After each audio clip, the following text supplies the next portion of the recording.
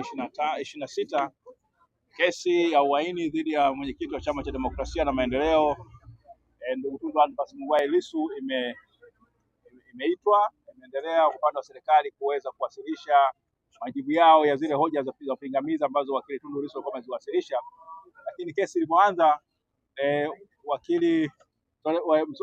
mwenyekiti Tundu Lissu aliomba kuwasilisha hoja 3 za msingi kuhusiana na jinsi ambavyo kesi hii imekuwa inaendeshwa, sababu kesi ya uhaini ni kosa kubwa sana katika Jamhuri ya Muungano ya Tanzania kwa mujibu wa katiba ibara ya 24 ibara ndogo ya 28 ibara ndogo ya 4 ya katiba ya Jamhuri ya Muungano ya Tanzania. Sasa amezungumzia jinsi ambavyo kesi hii imechukua muda mrefu, kwamba iko chini ya majaji watatu, inaletwa kwa mfumo wa mikutano au wa session, ambao kwa kweli ukienda na mfumo huo unasababisha kesi ikae muda mrefu. Ameweza kueleza kwamba tokea ameshikwa ile tarehe 9 ya mwezi wa 4 mwaka 2025 mpaka hivi leo ni siku ya 307. Sasa kesi hiyo imedumu kwa huo muda mrefu sana, lakini katika siku zote kitokea kesi ilipokuja iletwa mahakama kuu, amefanikiwa tu kusikilizwa kwa siku 15.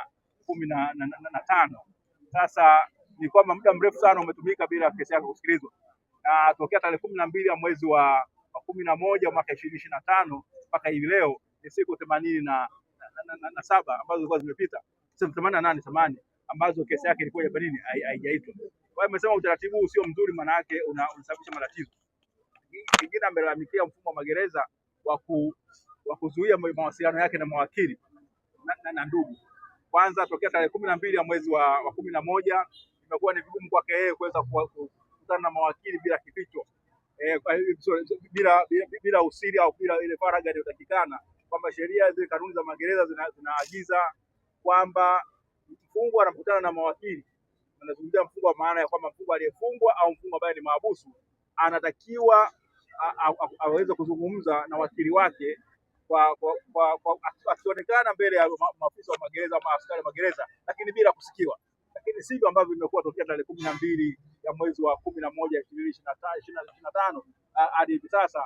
Hiyo haki amepokonywa. Kwa hiyo alikuwa anaiarifu mahakama iweze kuchukua hatua za msingi, na vile vile haki ya ndugu kuweza kumuona na yeye imekuwa kama imezuiwa, na kikubwa zaidi kwa uongozi wa Chama cha Demokrasia na Maendeleo, viongozi na wanachama wa chama hicho kuweza kumtembelea na kumuona, imekuwa sawa, wamekataliwa hiyo haki, wamekataliwa.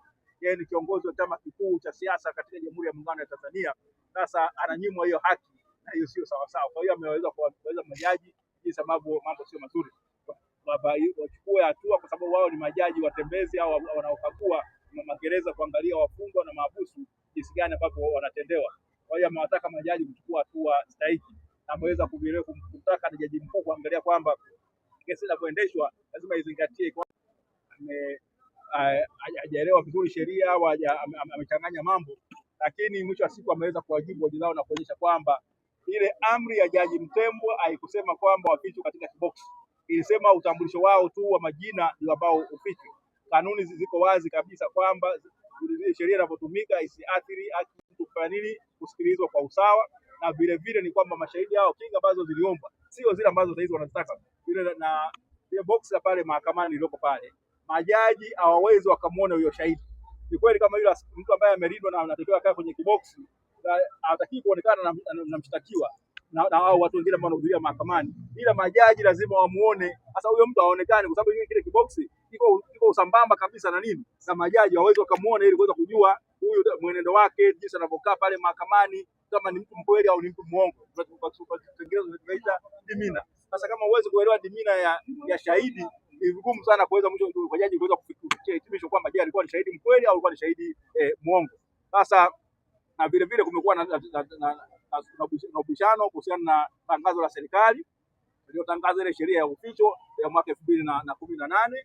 Serikali leo wamekuja na karatasi ambao wanasema kwamba hiyo ni uthibitisho kwamba sheria ilichapishwa.